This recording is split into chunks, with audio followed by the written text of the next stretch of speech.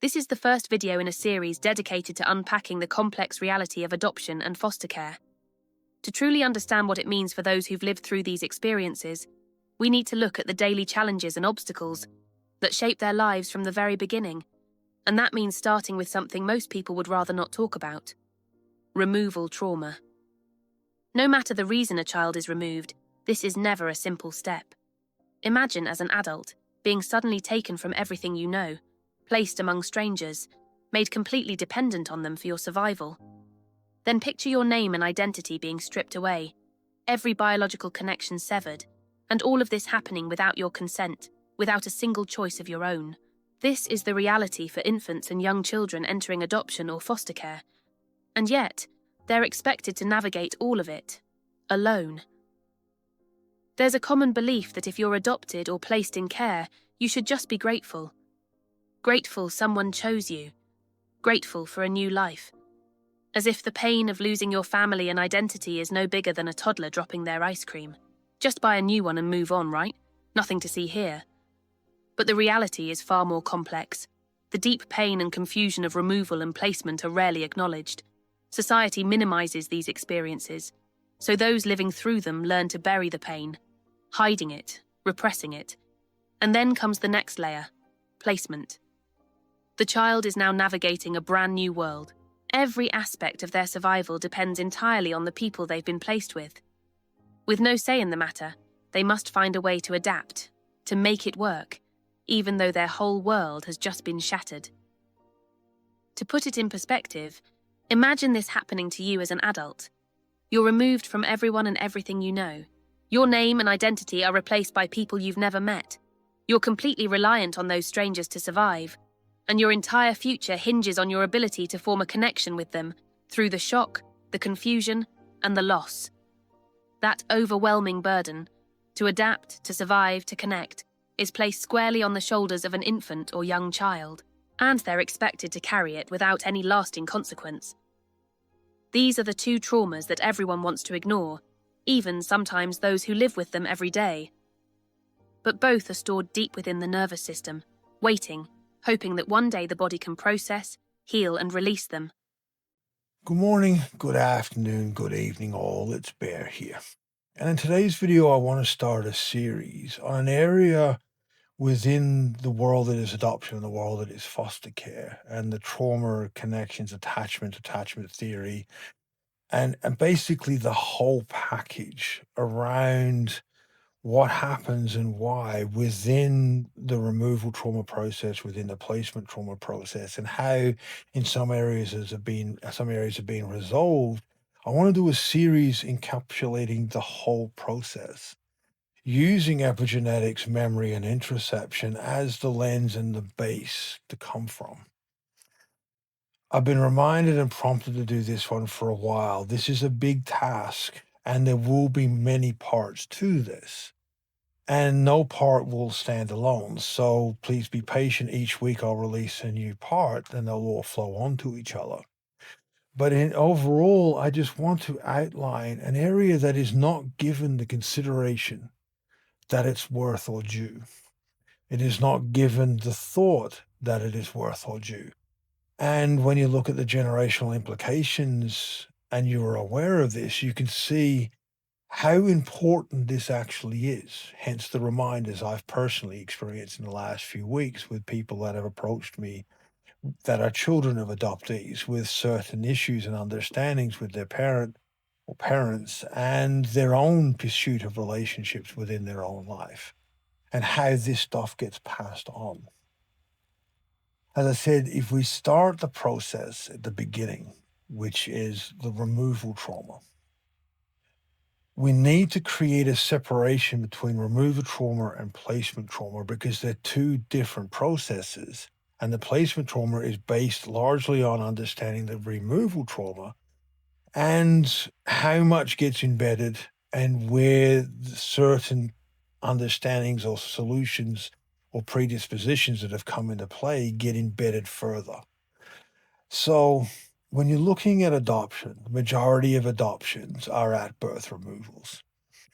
When you're looking at birth removals, when you're looking at any child facing removal, Cross-placental cortisol, cross-placental stress during pregnancy needs to be considered as an extremely potent factor in the neurological and understanding of the impact the trauma of removal has on that infant or young child. If you've got a woman that is facing removal of her children because of government policy, forced adoptions here, Indigenous policies around the world. I was removed from my mother at birth under Indigenous removal policies. Any mixed race baby gets taken at birth.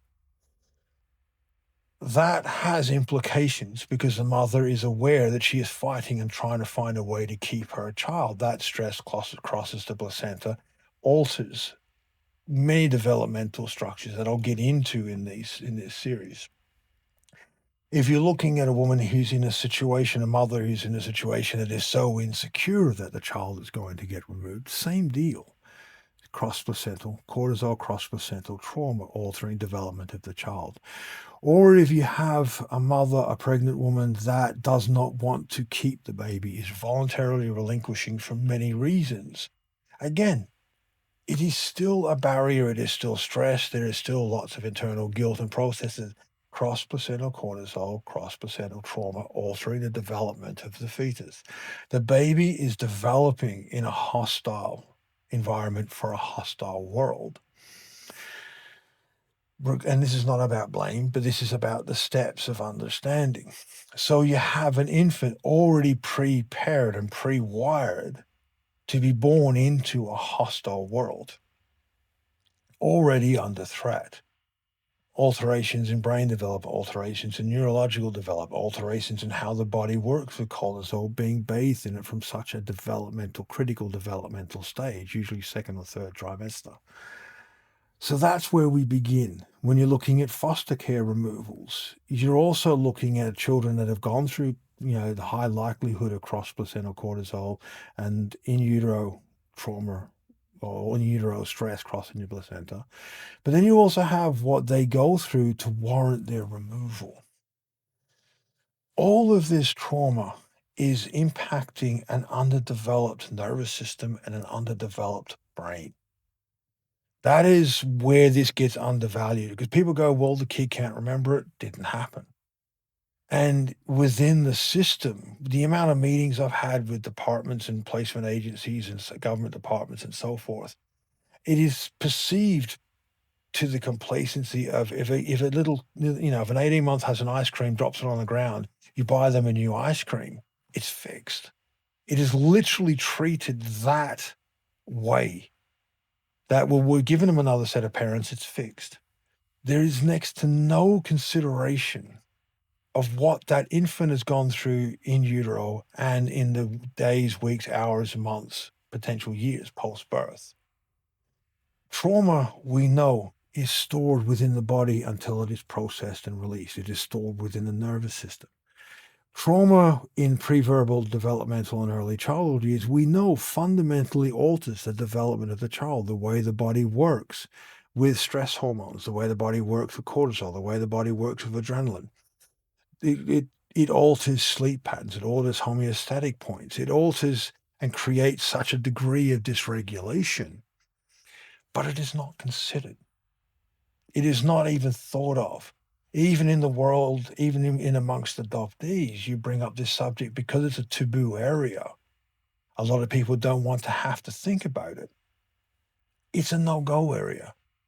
And this creates real problems because, as I said, this trauma is stored within the body. Dependent upon the degree of support within the placement, whether it's through adoption or foster care, if you have an excellent, a really good placement in foster care or an excellent set of adopted parents that are aware, and the interactions over years are there to break down that trauma, to process it, to where they're having the physical engagements, they're seen, they're validated, they're acknowledged, they're shown as safe. Everything is a lot of connected, touchy-feely stuff, and the family is really close. Yes, you will counter the evidence that the world is a threat over time. That is how, the only way I know how to resolve this is through co-regulation with other nervous systems, as I've stated in countless videos. But because of the complexity of this, because of the structures it sets up and creates within an infant's or a young child's underdeveloped nervous system. The chances of successful connection and attachment within either adoption or foster care are rare, very rare. I know of adoptees that have had awesome adoptive experience and awesome adoptive parents, and they're rare. I know far more to various degrees of dysfunctionality, including my own, where those connections weren't there. So there wasn't the experiences or the evidence to counter the trauma of removal and the trauma of replacement. When you're looking at the impact it has on an infant's nervous system, an infant has zero ability to fight or flight. We move through fight or flight, but we move through it very quickly to a dorsal vagal shutdown. At the earliest stages of critical development, when an infant is in a shutdown state, the nervous system alters its priorities of connections and interactions to really supporting one, which is just survival. And in the next video in the next part in this series, I want to talk about survival attachment and go into a little bit more detail. But just in opening that door, the reasons we connect as human beings, we are designed to connect biologically to biological family post-birth. There's all these mechanisms of recognition on both sides. When that isn't present, we have to develop a way of interpreting how to connect. An infant or a very young child has to create a plan or a solution when their brain is not designed to do that yet. The higher brain functions are not meant to come online, at least for the first 12 months. They're first building neurological sensory pathways, ways of interpreting touch, taste, and smell. That's why, for the first 12 to 18 months, the kids are into everything. They stick everything in their mouth. They're basically developing sensory pathways to spatial awareness and how their nervous system is going to read temperature and texture and heights and depths and all the perceptional stuff before analyzing it. To develop an attachment without any other biological recognition, we have to analyze it. We have to create steps to recognize, am I attached? Am I safe? Are my needs being met? That part of the brain is not supposed to come on yet, but we force it online, which again alters its development, alters its purposes, and alters its function. When we have a threat-based neurological structure and a threat-based survival and solution process happening in an undeveloped mind, underdeveloped nervous system, it prioritizes, and those prioritizations are narrow. As I said, in the next video, I'll get into a little bit more detail. But when we have a narrow set of neurological priorities, we focus on one thing until it's resolved. And that one thing is safety and survival. And that becomes the center of attention and the center of focus for those infants who are being children that are placed in that situation. That is attachment trauma. Remember, we have the removal trauma, which is the trauma about removal and separation and placed into a place of absolute vulnerability with no known ability to problem solve it. Drawing upon epigenetics, drawing upon what we've inherited to try to cope and survive in a hostile world. And then we have the process of having to, with an underdeveloped nervous system and an underdeveloped brain, to analyze and create markers of attachment and connection to try to convince us, are we being provided for and are we safe? Those are the first two camps that we really need to understand: removal trauma, placement trauma. They work hand in hand and they feed off each other in building a base. And over the coming videos, I want to explore that base more and go into all the variations and nuances that I've come across in my many, many years being around this, and also my own personal experiences being an adoptee. But as always, I love you guys' support for the channel, comments and feedback. Please be mindful, please be safe, and I will see you all next time.